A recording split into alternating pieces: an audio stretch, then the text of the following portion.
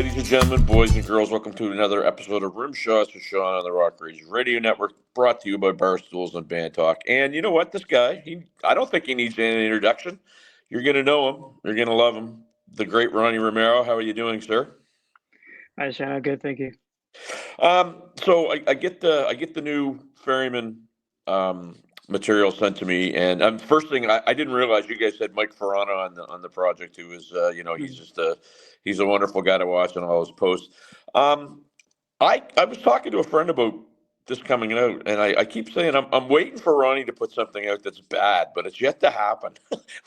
Why is that? Everything that you seem to be putting out is just you've hit a stride with this material. Well, I'm very lucky to work with amazing musicians around. So that's when you work with that quality level of musicians, it's very easy to make a acceptable good work. So how does a project like this come across your radar, or how do you get involved in it? Because there's Frontier has a long history of doing things like this, and really they're one of the, I won't say only, but one of the great labels that are still putting out this type of music. Would you get involved in something like this? Well, it's all about frontiers. Hats off to them because I don't I don't actually know any other record label who is really supporting music in this way. It's not just signing bands and putting some money on advertising and then let the band manage and deal with everything. They're just actually creating things, which is very interesting. And it was like this for the last few years. I remember, if I'm correct, they had with Magnus this project called Allen Lande. It was John Lande and Russell Allen with Magnus Carlson doing this same kind of music like than the Ferryman. And this kind of projects normally they have like long last like 4 records, more or less 4 or 5 records. And and then they decided to create something new with Magnus, and I was just getting in the record label with Lords of Black at that time. I'm talking about 2016, 17, something like that. So they just offered me to make some songs with Magnus, and that's we made the first Ferryman album.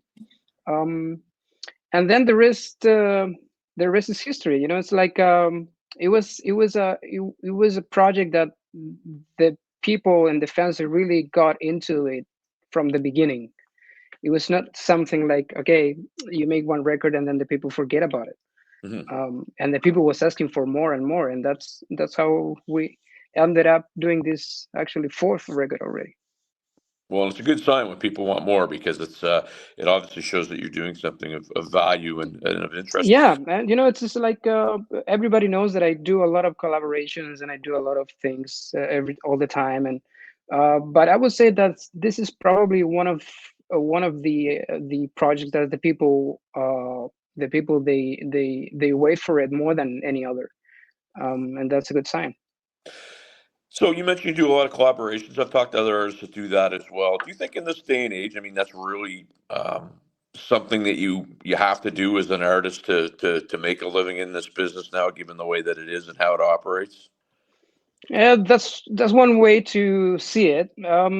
I really respect musicians that they stayed in just one band, all their career, and then just wait for the opportunities, and probably they have side jobs, and I really respect that. But since I started to work with Richie Blackmore on the like almost 10 years ago, Hmm. and I decided to become a professional musician and to be involved 24/7 and just doing music, because I had my career and I have my degree and I have and I did many other jobs and other stuff. But when I decided to do this, from my point of view, the only way to keep the wheel rolling is to do many things, as you say, because there is a lot of music out. There is a lot of bands out. There is a lot of things around.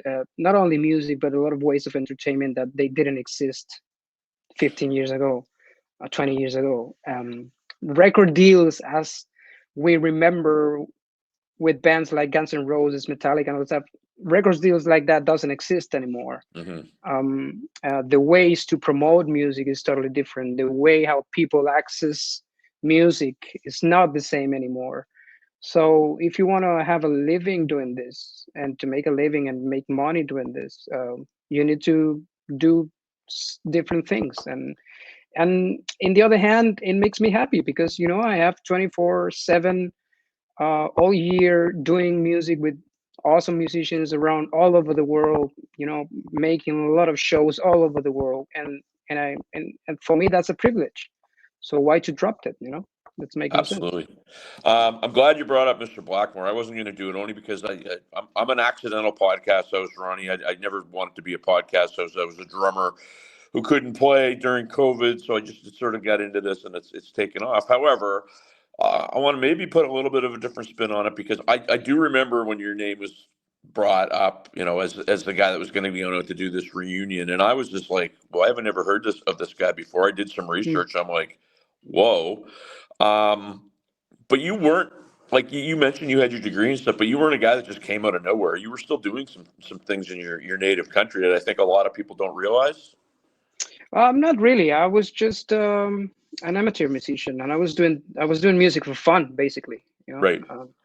Actually, at that moment when Richie Blackmore contacted me for the first time, I was unemployed, and I was playing in a band in Madrid where I was living at the time, just for fun on the weekends. You're just hanging on the rehearsal room on Sundays. Maybe sometimes playing a couple of shows in small clubs and that, but nothing professional. Um, except by Lords of Black, because at that time we released our first album already. Because it was 2014. Um, actually, the funny thing is we tried to get a deal with Frontiers on the first record, because the first Lords of Black record is self-produced. So we tried to get a deal with Frontiers. We didn't get any reply on our email, and then I joined Rainbow, and then we got on Frontiers, which that may make sense. Did you go back to them and say, "Remember me? You never got a hold of me"? And then, Yeah, yeah, I'm probably sure you wouldn't have done that. probably they had me on the radar at that Right. time already because of the first record, uh, and and probably because also the first record was probably the most successful album on Lords of Black in terms of selling copies and all this stuff. And so probably they had me on the radar. And then when I joined Rainbow, and we were about to release the second album, we got a deal with Frontiers. So I don't want to put you on the spot here. I watched a Rainbow documentary a few weeks ago, and I obviously knew of all the different singers that they had in the band, but they never a bad one. They all brought something different to the table. Was there any of that material that you found maybe a little more challenging to cover than anybody else, or did it all kind of have its own thing as you were doing it? Um, yeah, I mean, it was a huge task actually to be in the band. Not only, as you say, because there is a lot of different material for different eras, different singers that you need to cover, but especially because the people who they were going to the shows, and I really respect this. They want to hear the songs as Right. close as the original, but at the same time, they don't want a guy just copying the original singers. Mhm. So it was always a fine line in between where I can actually do my performance, and it's a little bit unfair, but I understand that the task. Sure. It's like if I go and I sing, for example, I sing Stargazer in my pretty own way, the people are not gonna like it because they remember Ronnie James Dio singing that song. But also, I cannot copy exactly how Ronnie James Dio did, because the people are gonna say, "Oh, this guy's just copying it." So it was complicated, but at the same time, it was a lot of fun. That was the music that I used to listen when I grew up, when I was a kid, when I was listening to with my father, rest in peace, and that brings me a lot of memories also from my childhood. Fantastic. So it was just awesome. for me.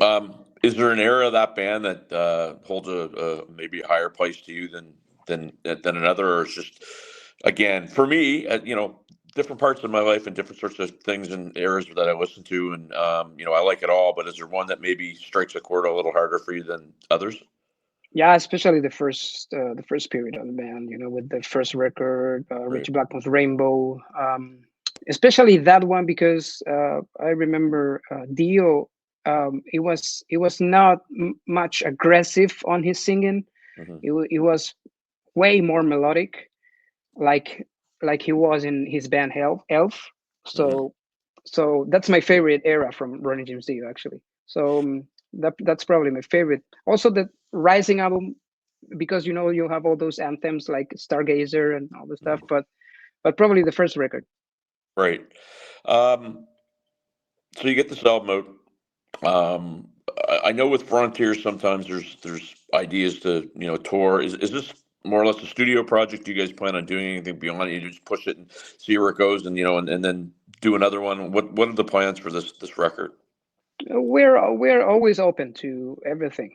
Actually, like it was like 3 years ago, right before the pandemic, 3 4 years ago, with the second album, we wanted to do a couple of shows. We were talking about to do 3 4 shows, especially festivals in the summer.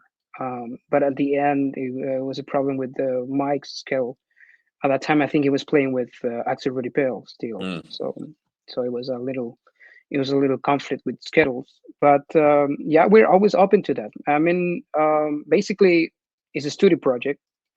We just get together by phone, by calls, whatever, by emails, just to work in the songs, and then we release the album. But at some point, if somebody comes with a good idea, even the record label is saying we should do like a, I don't know, once in a lifetime 5 shows for Absolutely. this, we will do it for sure. Absolutely. Well, and I guess the last question before we wrap up, because I know you're a busy fella. You mentioned, conflicts, and so a big thing in what you all do, because you all are in different projects. So it's scheduling and making sure there's no conflicts and lining it up. As somebody, I guess at your level, do you handle that yourself? Do you have help with that? Because I know I've talked to some people, and me personally, I can't manage my own calendar. I'm just terrible at it. But do you have help with that, or? I thought that I can manage some years ago, and and then he brought me a really huge conflict with actually it was with Vandenberg, I gotta go down with the cafeteria. and Somebody so was disturbing me there, Ronnie. I no apologize. worries. I heard about coffee, so that's good. Yeah. Yeah, yeah. I had an issue with my schedule few years ago, uh, and that was the reason why I never tour with Vandenberg. Oh, Um, yeah, there was a conflict there because they were booking shows without telling me. So at that time, I thought it was no shows, and then I joined Michael Schenker for a tour. And then I realized, I think it was by Instagram or something like that. It was a Vandenberg tour, you know, wow. and it was in the same period of the Schenker tour. So that was the only moment when I realized that okay, I need to have somebody to manage this. So now I have my booking agent, and basically, for example, this year it's the same booking agent than Gas G, and we're gonna do a tour together. So I manage both artists very well, and also I have my wife. That's very helpful. Like Yeah, well, yes, I have somebody in my life too that takes care of that, so that is amazing. yeah. And you bring up something, and I'll quickly wrap with it because I know you're busy. But you mentioned Vandenberg, you mentioned Michael Schechner. I mean, it must be pretty cool for a guy that you were saying in, I don't know, 2013, 2014 was playing in a cover band in Spain. Now all of a sudden, these guys are calling you to do projects. I mean, that's got to be, I guess, a sense of accomplishment for you. That's is one of the reasons that I always tell people when they ask me why are you playing so many bands and so many projects. I say, "Hey, you need to put on my shoes for a second. I'm a huge fan of classic rock music since I have memory, since I was a kid, probably 5 7 years old. I was listening to Foreigner and Boston and all those bands already, and then Deep Purple and Led Zeppelin, all those bands came after. Actually, I was a weird guy on school because everybody at that time on the 90s, they were listening to Nirvana, they were listening to Metallica, they were listening to Pearl Jam and all this stuff, while I was listening to Deep Purple. Yeah. Right. So it was weird for everybody. Like I was a different guy. And then suddenly one day, as you say, you have a call from Richie Blackmore, and then a couple of years after, you get a call from Vandenberg, and then you get a call from Michael Schenker at the same time. So how can you say, or how can you manage that? And you say, Michael, I'm not gonna do this album with you because I don't want the people to talking about that I'm playing in too many bands. Yeah. That would be crazy. So yeah, I'm lucky. I mean, I'm lucky, and I know that I have the skills also to fulfill those positions in those bands. I'm confident on my skills, but also I'm very lucky because I was in the right moment at the right time when Richie Blackmore calls me. I was doing this rainbow cover band in Spain, and then the rest is history. Everybody knew about me, and then everybody wants to work with me. What can I say? Well, nice problem to have, my friend. And it's funny because when John sent me the Ferryman material, I was with a singer that I work with, who she's got a Motown background, and I said, "Oh, listen to this guy," and she was kind of on her phone and then heard it and went like, "Whoa!" Said, "Yep, this is a dude that just brings it all the time." So good on you, man. I truly, I always never try to be a fan when I do these because it just comes across as kind of weird. But I mean, I'm totally a fan of your voice. I love what you do. Best of luck Thank with you. what's going forward. And I get over to the Frontier page, download this stuff because you guys will not be disappointed. Ronnie, I want to thank you, my friend. Thank you very much. Enjoy the rest of your day. Same. Bye bye. We're back after this.